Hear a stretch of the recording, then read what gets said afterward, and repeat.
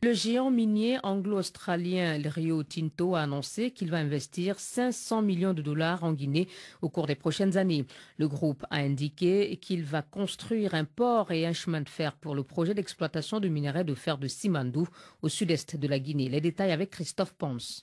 Au total, c'est un investissement de plus de 4 milliards de dollars qui a été annoncé par Tom Albanese, le PDG de Rio Tinto.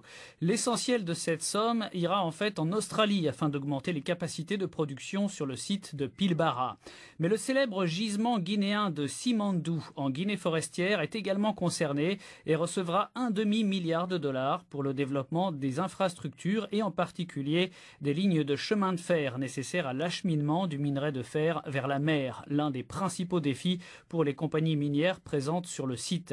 Simandou est considéré comme le plus gros gisement de fer au monde non encore exploité, avec une capacité de production de 200 millions de tonnes par an. La qualité du gisement, mais aussi les quantités de fer qu'il recèle, ont suscité une lutte internationale sans merci entre les principaux groupes miniers, australiens, chinois et brésiliens.